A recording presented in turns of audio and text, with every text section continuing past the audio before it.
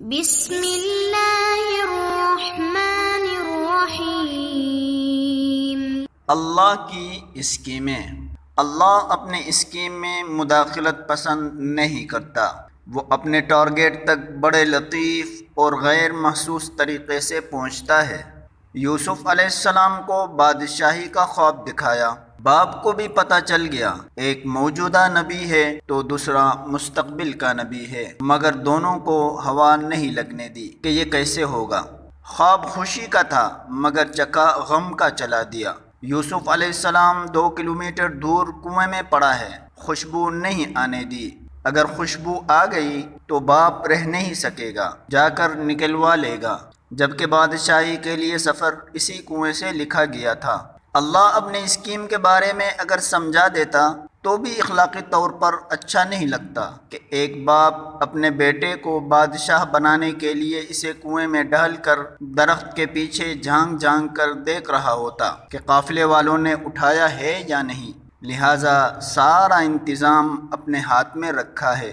اگر یوسف علیہ السلام کے بھائیوں کو پتہ ہوتا کہ اس کنویں میں گرنا بادشاہ بننا ہے تو وہ یوسف علیہ السلام کی مخالفت کر کے ایک دوسرے کی منتیں کرتے کہ مجھے دھکا دے کر اس کنویں میں گرا دو، لیکن اصل میں یوسف علیہ السلام کو بادشاہ بنانے میں اللہ کی طرف سے وہ استعمال ہو رہے تھے۔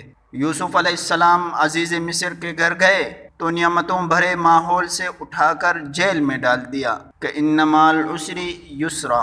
جیل کے ساتھیوں کی خواب کی تعبیر بتائی تو بچ جانے والے سے کہا کہ میرے کیس کا بھی ذکر کرنا بادشاہ کے دربار میں، مگر مناسب وقت تک یوسف علیہ السلام کو جیل میں رکھنے کی اسکیم کے تحت شیطان نے اسے بھلا دیا۔ یوں شیطان بھی اللہ کی اسکیم کو نہ سمجھ سکا، وہ بطور ٹول استعمال ہو گیا۔ اگر اس وقت یوسف علیہ السلام کا ذکر ہو جاتا تو یوسف علیہ السلام سوالی ہوتے، اور رب کو یہ پسند نہیں تھا کہ اس کی اسکیم میں بادشاہ کو سوالی بن کر آنا تھا، اور پھر بادشاہ کو خواب دکھا کر سوالی بنایا، اور یوسف علیہ السلام کی تعبیر نے ان کی عقل و دانش کا سکہ جما دیا۔ بادشاہ نے بلایا تو فرمایا میں اناروں کے تحت باہر نہیں آؤں گا جب تک عورتوں والے معاملے میں میری بے گناہی ثابت نہ ہو جائے۔ عورتیں بلوائی گئیں، سب نے یوسف علیہ السلام کی پاک دامنی کی گواہی دی، اور مدعیہ عورت نے بھی جھوٹ کا اعتراف کر کے کہہ دیا کہ انا راودتہ عن نفسہ وانہ لمن الصادقین۔ وہی قحط کا خواب